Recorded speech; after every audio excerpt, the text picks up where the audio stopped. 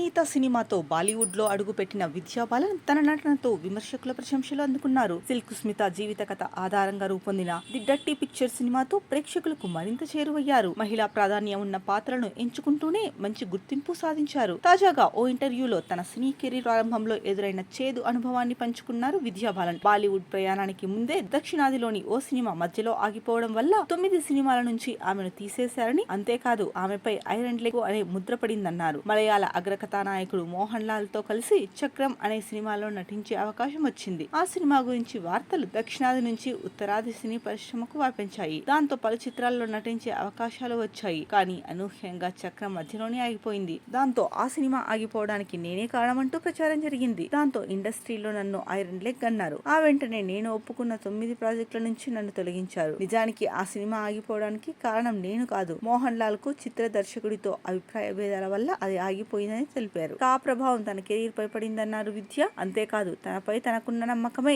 ఈ రోజు తనను ఈ స్థాయిలో ఉంచిందన్నారు. ప్రారంభంలో అమితాబ్ బచ్చన్, టబు లాంటి నటీనటులు కూడా తిరస్కరణలకు గురయ్యారని, అలా వాళ్ళని గుర్తు చేసుకుని కెరీర్ లో ముందుకు సాగినట్లు తెలిపారు. ఇక విద్యా బాలన్ 1978 జనవరి 1న కేరళలోని ఒట్టపాలెంలో జన్మించారు. కానీ తను చదివింది మాత్రం ముంబై విశ్వవిద్యాలయంలో. ఇక చిన్నతనంలోనే మాధురి దీక్షిత్ నటనతో ప్రేరణ పొంది సినిమా రంగంలోకి అడుగుపెట్టాలని ఆశపడేది. ముంబైలోనే పెరిగింది. Saint Anthony girls high school, చెంబూర్లో చదివింది. ఆపై సెయింట్ జేవియర్స్ కాలేజీలో సోషియాలజీలో డిగ్రీ పూర్తి చేసింది. ఇక 16 ఏళ్ల వయసులో ఏక్తా కపూర్ నిర్మించిన హమ్ పాంచ్ అనే హిందీ సీరియల్లో నటించింది. హీరోయిన్ అవ్వాలనుకుంటున్నట్లు ఇంట్లో చెబితే ముందు చదువు పూర్తి చేయమన్నారట. అలా సోషియాలజీలో ముంబై యూనివర్సిటీ నుంచి మాస్టర్ డిగ్రీ పొందింది విద్యా బాలన్. ఆ తర్వాత మెల్లగా తన అదృష్టాన్ని పరీక్షించుకోవడం మొదలుపెట్టింది. మొదట మలయాళంలో మోహన్ లాల్ సరసన చక్రం సినిమాకు సాయం చేసింది. కానీ నిర్మాణంలో సమస్యలు తలెత్తడం వల్ల ఆ చిత్రం మధ్యలోనే ఆపేసిన సంగతి మనకు తెలిసిందే. ఇక దీనివల్లే విద్యకు ఐరన్ లెగ్ గా పేరు పెట్టారు.